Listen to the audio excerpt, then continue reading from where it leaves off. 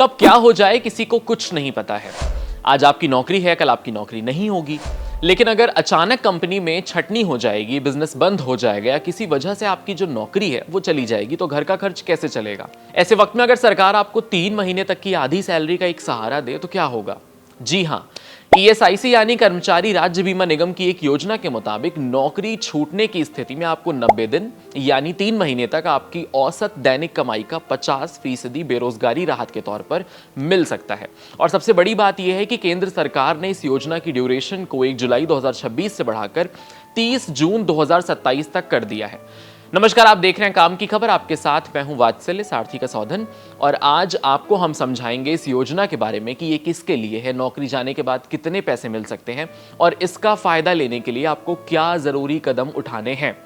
इस योजना का नाम है अटल बीमित व्यक्ति कल्याण योजना यानी ABVKY। इसे कर्मचारी राज्य बीमा निगम यानी ESIC के तहत चलाया जाता है। इसका मकसद नौकरी जाने की स्थिति में पात्र बीमित कर्मचारियों को कुछ समय के लिए आर्थिक राहत देना है। यानी अगर कोई सरकारी कर्मचारी बेरोजगार हो जाता है और योजना की पात्रता यानी एलिजिबिलिटी पूरी नहीं कर पाता है तो उसे 90 दिनों तक बेरोजगारी राहत दी जा सकती है। अब ऐसे समझिए कि नौकरी जाने के बाद अचानक आपकी कमाई बंद हो गई तो ये योजना उस मुश्किल वक्त में कुछ समय के लिए आपको एक आर्थिक सहारा देने का काम करती है। अब सबसे जरूरी सवाल यह है कि आपको पैसा कितना मिलेगा। यानी इस योजना के तहत पात्र व्यक्ति को 90 दिनों तक औसत दैनिक कमाई का 50% बेरोजगारी राहत के तौर पर दिया जाएगा। पहले इस योजना के तहत राहत की जो राशि थी वो 25% थी, लेकिन बाद में इसे बढ़ाकर 50% कर दिया गया है। यानी अगर किसी पात्र कर्मचारी की गणना के हिसाब से औसत दैनिक कमाई 1000 रुपए बनती है तो राहत की गणना 500 रुपए प्रतिदिन के आधार पर तय होगी। हालांकि वास्तविक जो पेमेंट है वो आपकी एलिजिबिलिटी और ESIC के रिकॉर्ड के आधार पर तय किया जाएगा। लेकिन यहां एक बेहद जरूरी बात समझना यह है कि यह फायदा आपको बार बार नहीं मिलेगा। ABVKY के तहत बीमित व्यक्ति को जीवन में सिर्फ एक बार बेरोजगारी राहत का लाभ दिया जाता है और इसकी मैक्सिमम ड्यूरेशन 90 दिन यानी 3 महीने की है। इसे नौकरी जाने के बाद मिलने वाली स्थायी पेंशन या लगातार मिलने वाली सैलरी ना समझें। यह मुश्किल समय में आपको दिया जाने वाला एक टेम्पररी फाइनेंशियल सपोर्ट है, ताकि नई नौकरी तलाशने के दौरान कर्मचारी और उसके परिवार पर अचानक आने वाला जो आर्थिक दबाव है वो कम हो सके। अब इस योजना को लेकर एक बड़ा अपडेट भी है। केंद्र सरकार ने अटल बीमित व्यक्ति कल्याण योजना को 1 जुलाई 2026 से 30 जून 2027 तक जारी रखने की मंजूरी दी है। श्रम और रोजगार राज्य मंत्री शोभा करंदलाजे ने लोकसभा में एक लिखित जवाब में इस बारे में जानकारी दी है। सरकार ने बताया कि योजना के तहत क्लेम सेटलमेंट को तेज करने के लिए कई कदम उठाए गए हैं ताकि एलिजिबल कर्मचारियों को बेरोजगारी की स्थिति में राहत का लाभ मिल सके। अब थोड़ा पीछे चलते हैं और जानते हैं कि ये योजना शुरू कब हुई थी। तो अटल बीमित व्यक्ति कल्याण योजना की शुरुआत 1 जुलाई 2018 को एक प्रयोग के तौर पर लिया गया था। शुरुआत में इसे 2 साल के लिए लागू किया गया, लेकिन बाद में इसे लगातार आगे बढ़ा दिया गया और योजना के तहत मिलने वाली जो राहत है वो समय के साथ बदलती चली गई। शुरुआत में बीमित कर्मचारी को सैलरी का 25% हिस्सा बेरोजगारी राहत के रूप में दिया जाता था, जिसे बाद में बढ़ाकर 50% कर दिया गया। इसका जो मूल उद्देश्य है वो यही है कि अचानक नौकरी जाने की स्थिति में कर्मचारी के पास कुछ समय के लिए आर्थिक सुरक्षा बनी रहे। लेकिन ध्यान रखिए, सिर्फ नौकरी चले जाने से हर व्यक्ति को इस योजना का फायदा नहीं मिल जाता है। ABVKY इसका जो लाभ है वो ESIC के तहत आने वाले पात्र बीमित व्यक्ति कर्मचारियों को ही मिलता है और इसके लिए योजना की तय एलिजिबिलिटी कंडीशंस पूरी करनी है। इसीलिए अगर आप ESI के तहत आते हैं और भविष्य में नौकरी को लेकर के चिंतित होते हैं तो अपने ESI रिकॉर्ड को अपनी पात्रता की जानकारी जरूर चेक करवा लें। सही जानकारी इसलिए भी जरूरी है क्योंकि मुश्किल समय में सरकारी योजना का फायदा तभी मिल पाएगा जब आप उसके नियमों को, उनकी एलिजिबिलिटीज को पूरा करते होंगे। क्योंकि आज के समय में नौकरी की सुरक्षा पहले जैसी नहीं रही है। कभी कंपनी की फाइनेंशियल प्रॉब्लम आती है, कभी रीस्ट्रक्चरिंग आता है, कभी ले ऑफ आता है और कभी कभी तो आर्थिक संकट भी आ जाता है। और इनमें से किसी भी वजह से अगर रोजगार पर असर पड़ता है ऐसे वक्त में तो ABVKY जैसी योजना कर्मचारी को हमेशा के लिए आर्थिक सुरक्षा नहीं देती है। लेकिन 3 महीने की राहत घर का राशन, किराया, EMI और दूसरे खर्च संभालने में मदद कर सकती है। इसीलिए नौकरी करने वाले हर व्यक्ति को सिर्फ अपनी सैलरी नहीं बल्कि अपनी सोशल सिक्योरिटी और गवर्नमेंट स्कीम्स के बारे में भी जानकारी रखनी चाहिए। तो याद रखिए, नौकरी छूटना जिंदगी का अंत नहीं है, लेकिन उस वक्त सही जानकारी आपके बहुत काम आ सकती है। और ESIC की अटल बीमित व्यक्ति कल्याण योजना जो पात्र बीमित कर्मचारियों को नौकरी जाने की स्थिति में मिल रही है, जिसका मैक्सिमम ड्यूरेशन 90 दिनों का है और ये एक बेरोजगारी राहत देने का काम करती है, तो इसकी ड्यूरेशन जो 30 जून 2027 तक बढ़ा दी गई है। तो ऐसे ही नौकरी, पैसा और सरकारी योजना की हर काम की खबर के लिए आप आसान भाषा में जानने के लिए देखते रहिए काम की खबर। अब बात करते हैं अटल बीमित व्यक्ति कल्याण योजना की शर्तों की, क्योंकि योजना के बारे में जानना एक बात है और उसका फायदा उठा पाना दूसरी बात है। सबसे पहले यह समझना बेहद जरूरी है कि हर नौकरी पेशा व्यक्ति इस योजना का लाभ नहीं ले सकता है। इसके लिए कुछ जरूरी एलिजिबिलिटी कंडीशंस पूरी करनी होती है। सबसे पहली शर्त यह है कि नौकरी छूटने से पहले कर्मचारी कम से कम 1 साल में नौकरी में होना चाहिए। साथ ही उसका ESIC यानी कर्मचारी राज्य बीमा निगम में रजिस्ट्रेशन होना बेहद जरूरी है।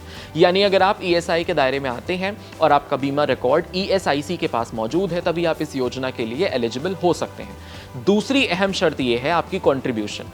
कर्मचारी की ओर से कम 78 दिनों का जो अंशदान है वो जमा होना चाहिए। यानी सिर्फ ESIC में रजिस्ट्रेशन होना पर्याप्त नहीं है, बल्कि तय ड्यूरेशन में कंट्रीब्यूशन भी जमा होना बेहद जरूरी है।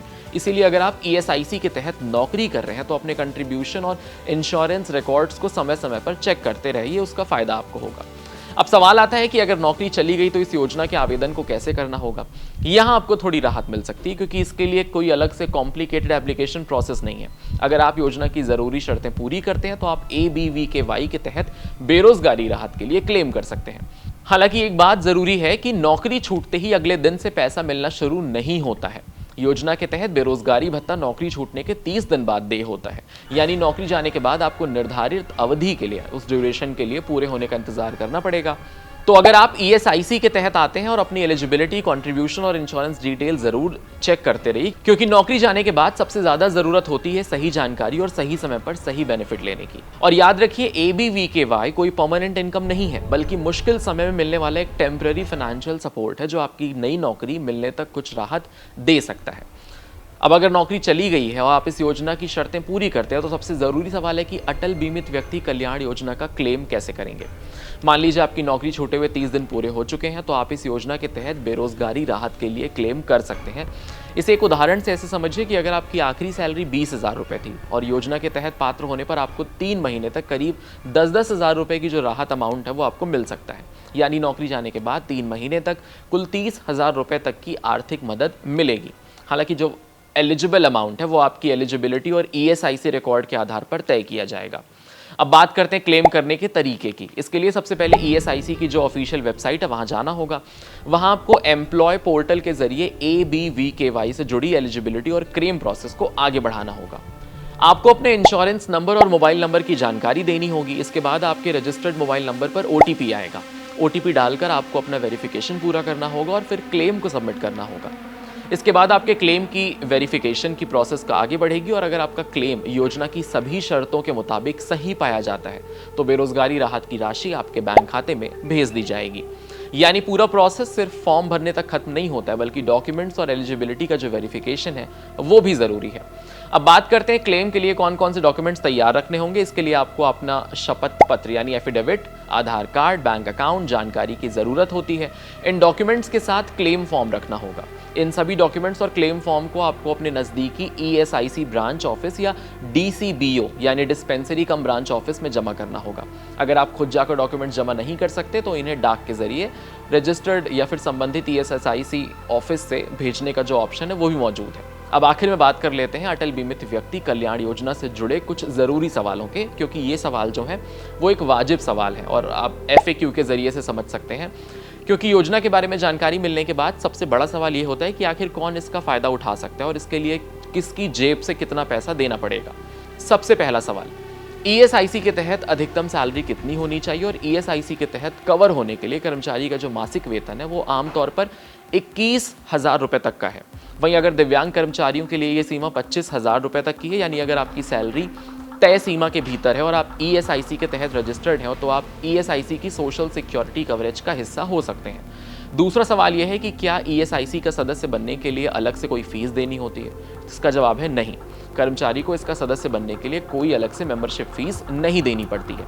कर्मचारी की सैलरी से ही हर महीने 0.75% का जो एम्प्लॉय कंट्रीब्यूशन है उसके तौर पर वो कटता रहता है।